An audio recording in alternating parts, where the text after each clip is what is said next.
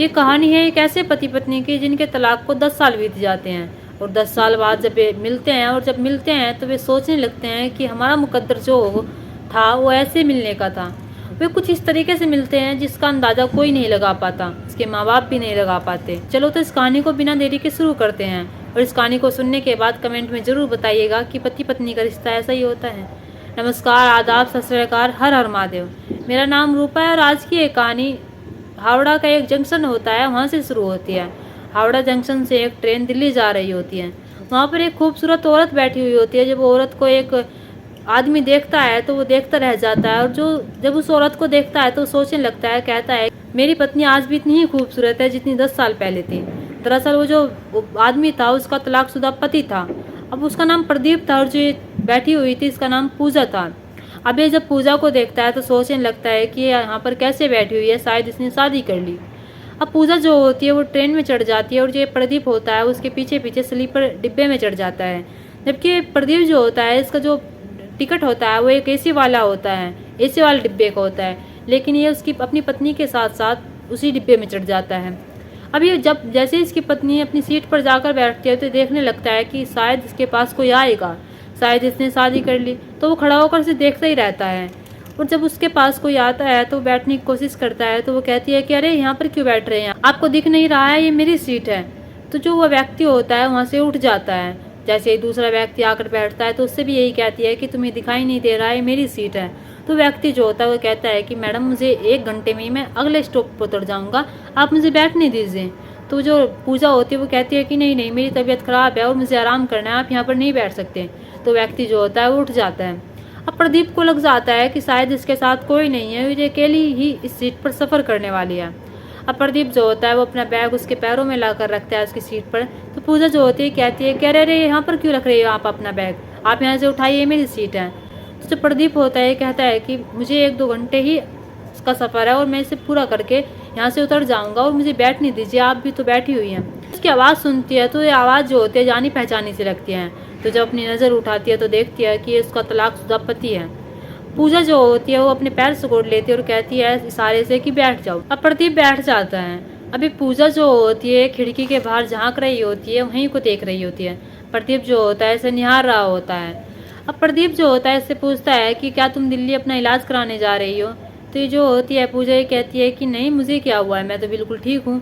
तो प्रदीप जो होता है ये कहता है कि तुमने अभी कहा ना कि तुम्हारी तबीयत ठीक नहीं है, मुझे आराम करना है और तुम्हारा चेहरा भी उदास लग रहा है। तो ये पूजा जो होती है कहती है कि नहीं, मैं तो ऐसे ही जा रही हूँ और ये जो मेरी उदासी है इसे जानकर तुम क्या करोगे। अब प्रदीप जो होता है वो चुपचाप बैठ जाता है। अब वो चुपचाप बैठे ही रहता है। सर्दियों का मौसम था और जैसे ही ट्रेन चल रही थी तो हवा जो होती है वो खिड़की के माध्यम से अंदर आ रही थी। अब सब कोई ना कोई कुछ लेकर आ रहा था, कोई कंबल ओढ़ लेता है तो कोई चादर ओढ़ लेता है और ऐसे ही ओढ़कर बैठ जाता है। अब पूजा जो होती है ये भी अपने बैग में एक ऊनी कंबल लेकर आती है और उसे ओढ़कर बैठ जाती है। पूजा जो होती है देखती है कि प्रदीप कुछ नहीं लेकर आया तो उससे कहती है कि क्या तुम कुछ नहीं लेकर आए हो। प्रदीप जो होता है कहता है कि नहीं, मैं भूल गया, मैं याद नहीं रहा और मुझे लाना याद नहीं रहा। तो ये पूजा जो होती है कहती है कि अरे तुम्हें लेकर आना चाहिए था, ठंड देखो कितनी है। जैसे ही ट्रेन चलती है तो नेक्स्ट स्टॉप आता है और वहाँ से एक व्यक्ति जो होता है उसकी जो सीट होती है पूजा की, उसकी साइड वाला होता है, उसका टिकट उसका होता है। तो ट्रेन में चढ़ता है और चढ़ने के बाद वहाँ पर जाकर बैठने लगता है। तो पूजा जो होती है वो कहती है कि अरे तुम यहाँ पर कहाँ बैठ रहे हो, तुम्हें दिख नहीं रहा है, मेरी सीट है। तो व्यक्ति जो होता है वो कहता है कि मैडम ये आधी सीट आपकी है और आधी मेरी है। तो पूजा जो होती है वो कहती है कि नहीं, ये सारी सीट मेरी है। अब पूजा से प्रदीप जो होता है उसका टिकट लेता है और टिकट लेने के बाद जब वो देखता है तो वो कहता है कि नहीं, आधी सीट इसकी है, आधी सीट पर इसे बैठने का अधिकार है और आधी सीट पर आपको बैठने का अधिकार है। और अगर ये बैठने का जहाँ तक अधिकार है वो दोनों को ही है। और अगर सोने की बात है, अगर आपको आराम करना है तब ये ऊपर जाकर आराम कर सकता है और आप नीचे आराम कर सकती हैं। जब पूजा को ये बात समझाता है तो प्रदीप पूजा की समझ में आ जाती है। वो पैसेंजर जो होता है वो बीच में बैठने लगता है। तो पूजा एक बार फिर कहती है और कहती है कि तुम यहाँ पर कहाँ बैठ रहे हो, तुम्हारी ये सीट नहीं है, तुम अपनी सीट पर जाकर बैठो। तो व्यक्ति फिर से खड़ा हो जाता है और कहता है कि साहब आप ही पर हो जाइए, मेरी सीट छोड़ दीजिए। अब प्रदीप जो होता है वो बीच में हो जाता है और जो व्यक्ति होता है पैसेंजर होता है वो साइड में बैठ जाता है। तो जो पैसेंजर आया था वो भी अपनी सीट पर बैठ जाता है। सीट पर बैठने के बाद उसे भी ठंड लगने लगती है, वो भी अपना कंबल निकालता है और उठकर बैठ जाता है।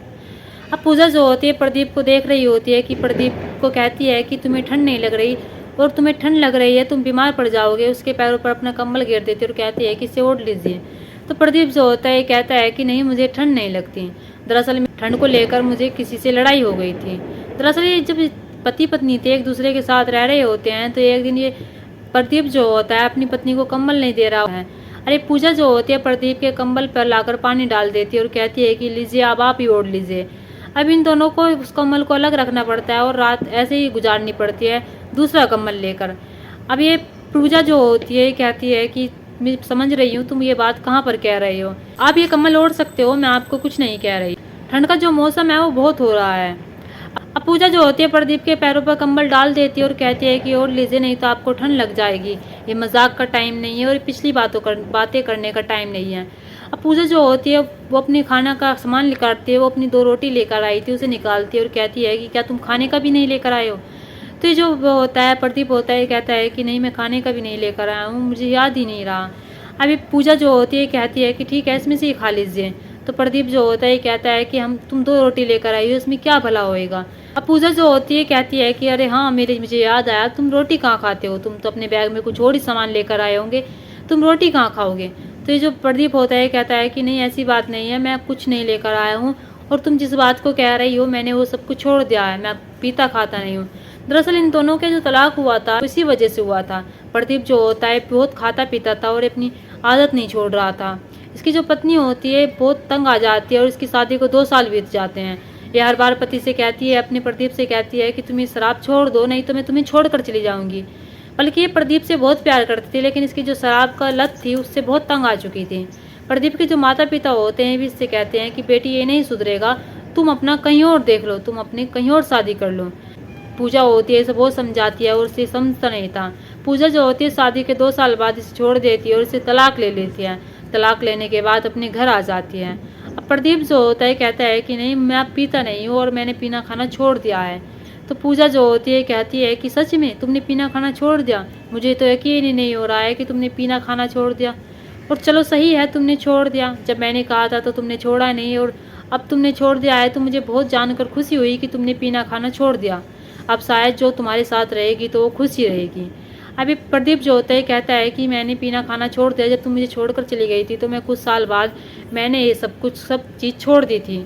और जी पूजा होती है कहती है कि मैं भगवान से दुआ करती हूँ कि तुम इस लत पर कभी ना जाओ। अब पूजा जो होती है कहती है कि ठीक है, 1 रोटी तुम खा लो, 1 रोटी मैं खा लेती हूँ। तो प्रदीप जो होता है इसमें हमारा पेट नहीं भर पाएगा। तो पूजा जो होती है कहती है कि ठीक है, हम पति पत्नी बनकर मिल बांट कर खा लेते हैं, क्योंकि हमने पहले भी ऐसे दिन देखे हैं, हमने पहले भी ऐसे मिल बांट कर ही खाया है। प्रदीप जो होता है मुस्कुरा जाता है और तभी एक बिरयानी वाला आता है कि बिरयानी ले लेता है प्रदीप 2 पैक। वो 2 पैक बिरयानी के लेकर एक उसे दे देता है और एक नाप ले लेता है, एक रोटी ले लेते हैं। अब ये खा पी कर वे लेट जाते हैं, एक उस साइड लेट जाता है तो एक इस साइड लेट जाता है।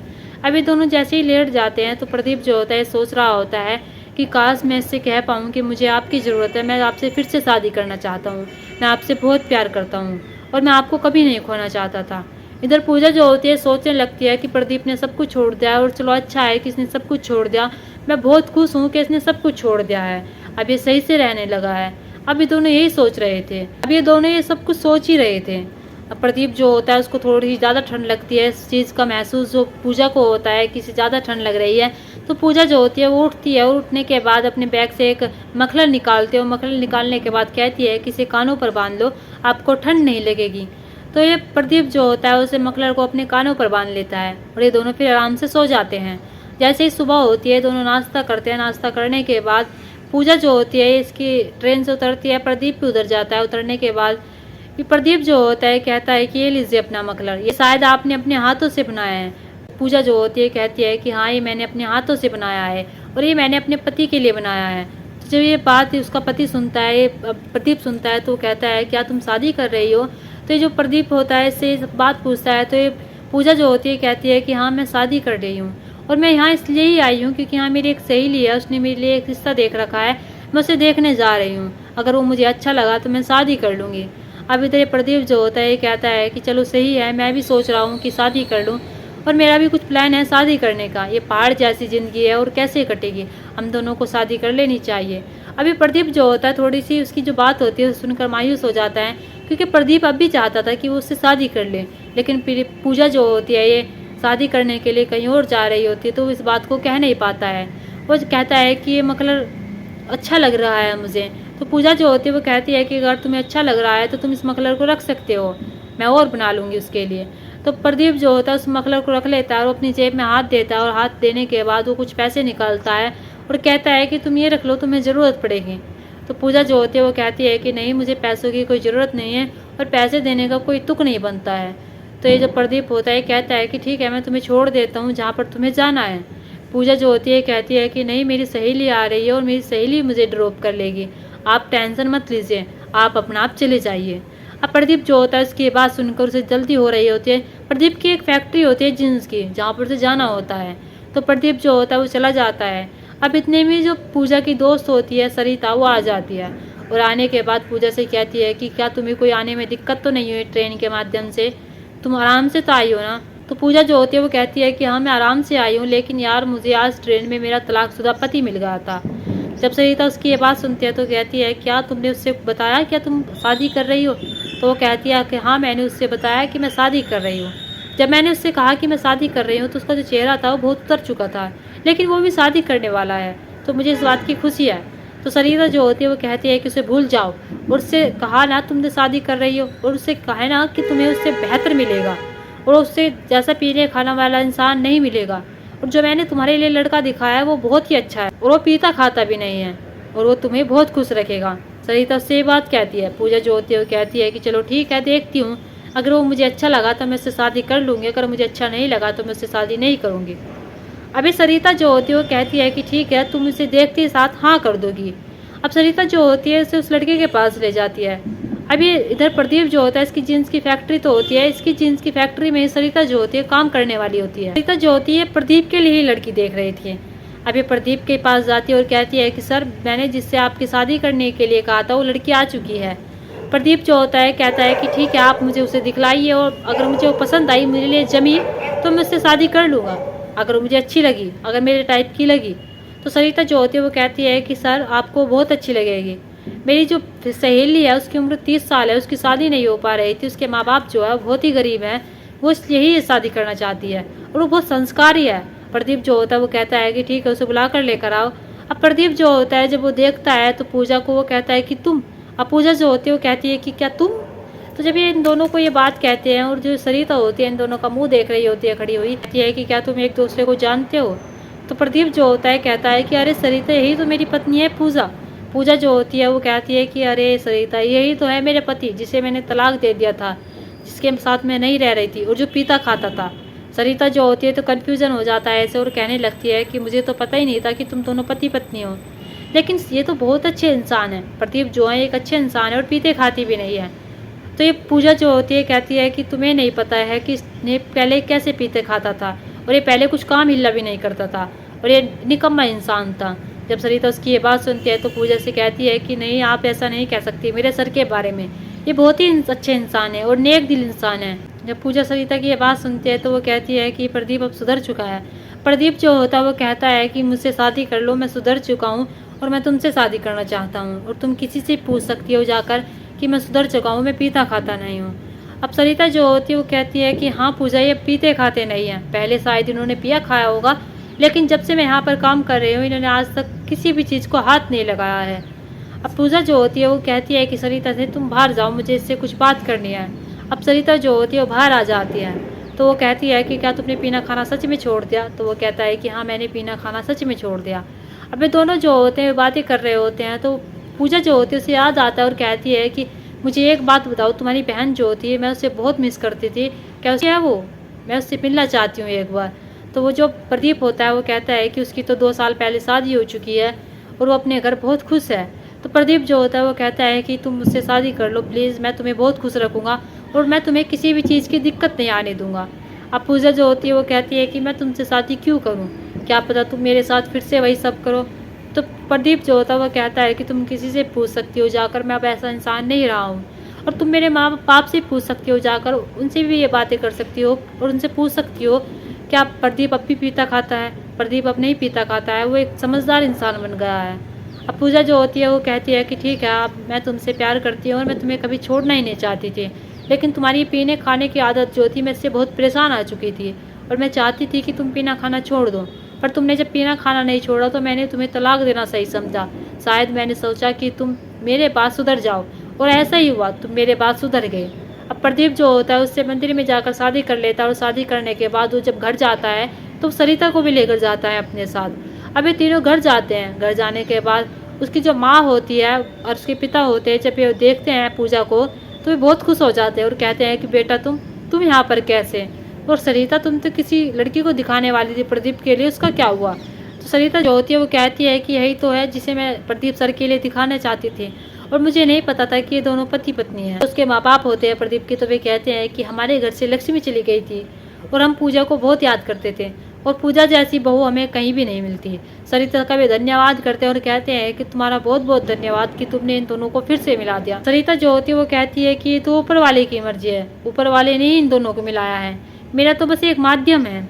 पूजा के सास ससुर जो होते हैं वे कहते हैं कि प्रदीप जो है शादी नहीं करना चाह रहा था, ये तुम्हारा इंतजार कर रहा था, चलो शुक्र है तुम दोनों मिल गए। यहाँ पर एक पति पत्नी जो होते हैं 10 साल बाद मिलते हैं, और 10 साल बाद मिलने के बाद भी इनके जो बीच प्रेम होता है वो ऐसे ही बना रहता है। ये पति पत्नी का जो रिश्ता है ये एक ऐसा रिश्ता बनाया गया है जो कभी नहीं बदलता है। जो एक इनका जो प्रेम होता है वो बहुत शुद्ध होता है। दोस्तों, इस कहानी को सुनाने का मकसद मेरा आपका दिल दुखाना नहीं था, आपको परेशान करना नहीं था, आपको कहानी के बारे में बताना था। आप अपने परिवार के साथ खुश रहिए और अपने रिश्तों को बनाए रखिए। नमस्कार।